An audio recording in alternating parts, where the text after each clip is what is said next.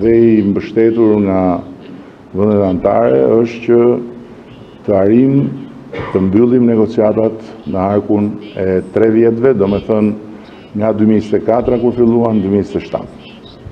Është një plan shumë ambicios, por është një mundësi e jashtëzakonshme për ne, pasi janë rreshtuar yjet në një farë mënyre dhe Bashkimi Evropian sot, si asnjëherë më parë, të paktën në memorien time, është shumë i dëshiruar që të pranoj antarë të rinj, po natyrisht bazuar në merit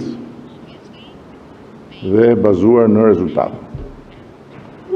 Aspekti tjetër për cilin folëm me presidentin është natyrisht ecuria në tërësi e rajonit, sepse edhe kjo është e lidhur me arsyen pse Bashkimi Evropian sot është në gatishmërinë më të lartë për të pranuar antarë të tjerë, sepse edhe konteksti gjeopolitik është i tillë dhe unë dëshiroj që të përfitoj nga rasti edhe sot, po patjetër edhe nesër kjo do të jetë pjesë e diskutimit që t'i ftoj të gjithë kolegët e rajonit, miqtë e mi, që të mos e humbasim këtë moment që historia na e ka sjell në derë dhe ta shfrytëzojmë maksimalisht këtë gatishmëri të Bashkimit Evropian, pa harruar që historia e gjithë këtyre viteve ka treguar se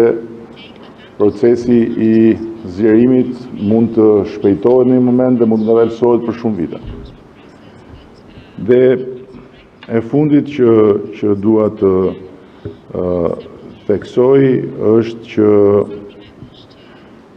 më vjen jashtëzakonisht mirë që këtu kemi edhe një mike të shtrenjtë të Shqipërisë. Në fakt, definicioni eksakt nuk është mike, po është ish mike, sepse tani më është skipëtare nga Italia, Federica Mogherini, që nuk e kuptoj akoma pse se ka bërë aplikimin për pasaportën shqiptare. Vetëm një justifikim ka që pret ta marrë pasaportën europiane të Shqipërisë, pra European Union Albania, se nuk do këtë pasaportën me lëvizje të lirë, po pa drejtë qëndrimi në Bashkimin Evropian. Edhe shumë faleminderit dhe studentëve të kolegjit që i shoh nga portreti që janë student kolegjit, sepse kanë një rrezullim nga yjet e Bashkimit Evropian në portret.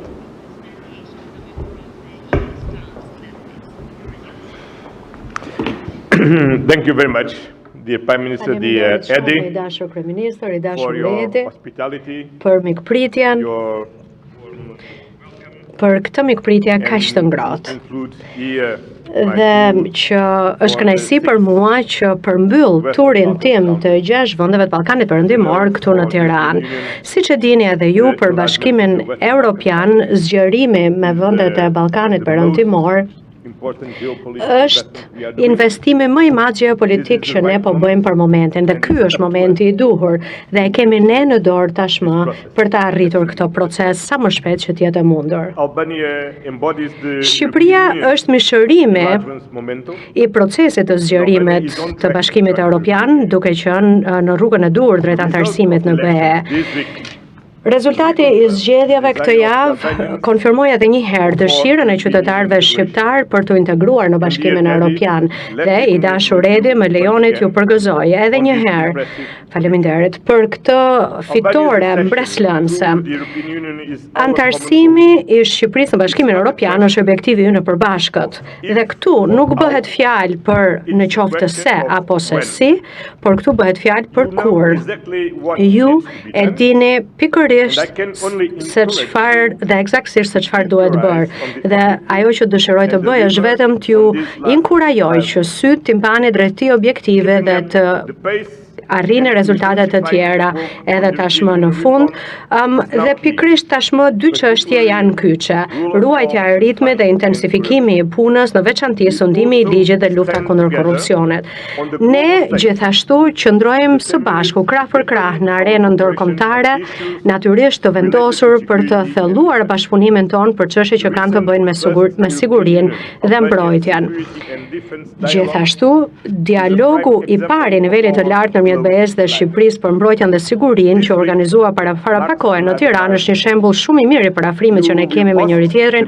Kjo javë shënon edhe një gur tjetër kilometrik, organizimin e samitit të Komunitetit Politik Evropian në Tiranë, që do të sjellë në kryeqytetin tuaj mbi 40 udhëheqës evropian. Dhe është hera e parë që ky samit organizohet në këtë pjesë të Europës. Ndaj, më lejonit ju përgëzoj për organizimin e shkëlqyer të këtij samiti dhe me padurim pres takimet e ditës së nesërme, jam i bindur që ato do të jenë produktive. Dhe më lejoni që të përdor këtë mundësi edhe për të përgëzuar Federica Mogherinin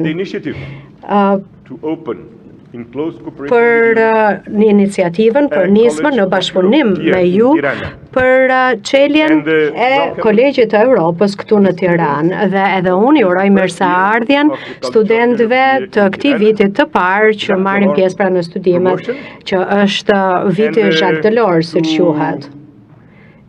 Sorry to don't manage dhe më vjen shumë keq që nuk do të kem kohë që të vi te Kolegji i Europës, por ju kërkoj ndjes dhe është kënaqësi që ju shoh të gjithëve këtu të pranishëm. Faleminderit që erdhët, sepse Europa nuk ka të bëjë dhe nuk do të thotë vetëm begati.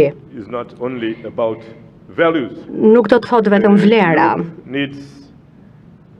Europa ka nevojë edhe për fytyrën tonë të përbashkët, që ta kemi atë dhe në të ardhmen të përbashkët.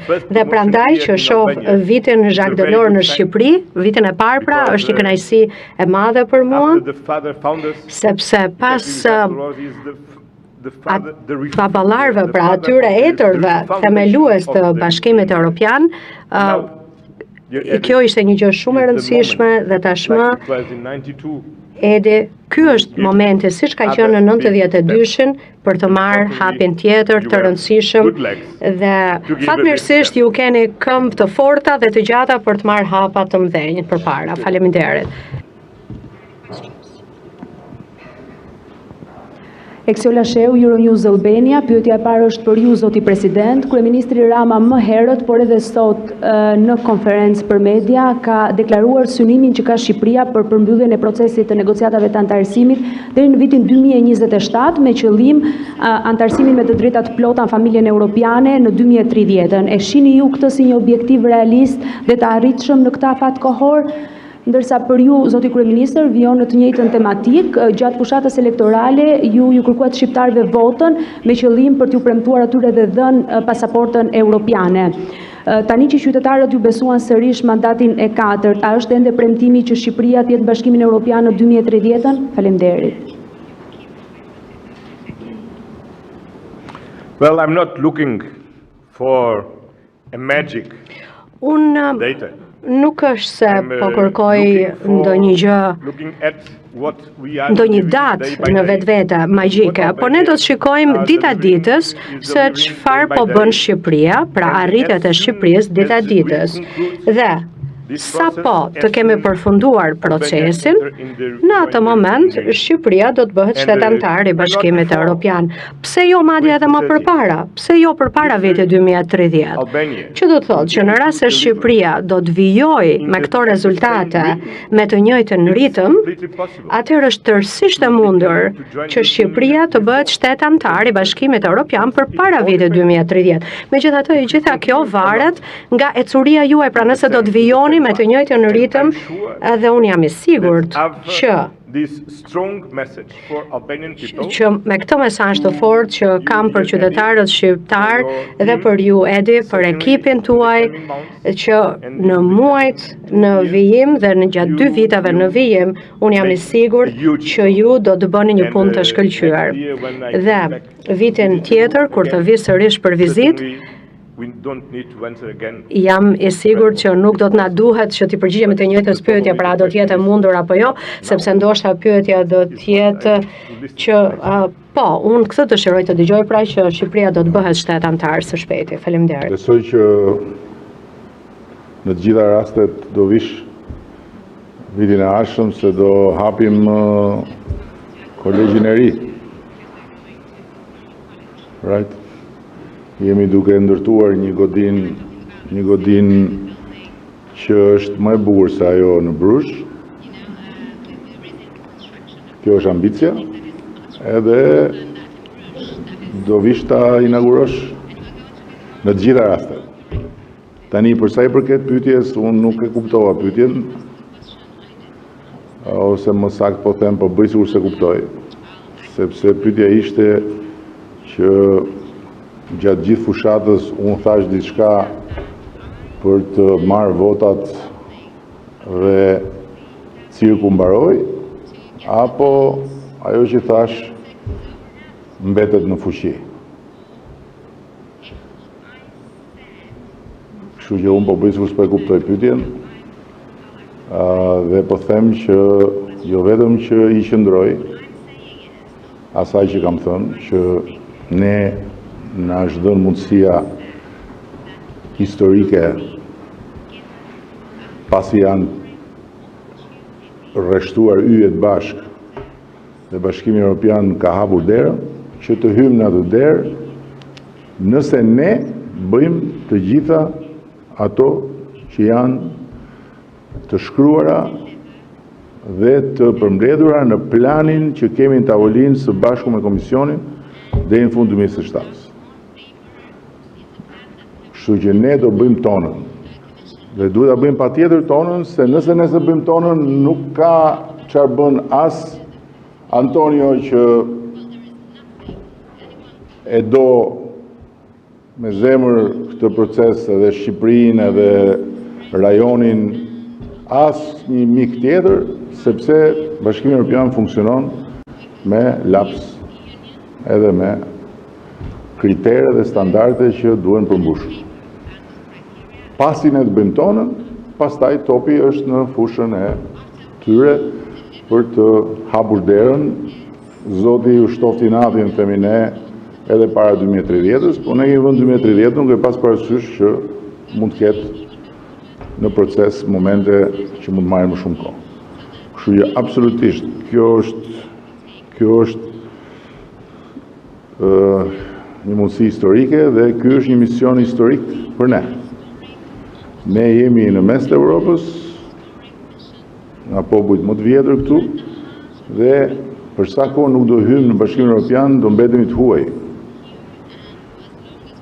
Dhe për ne nuk është çështje as fondesh, as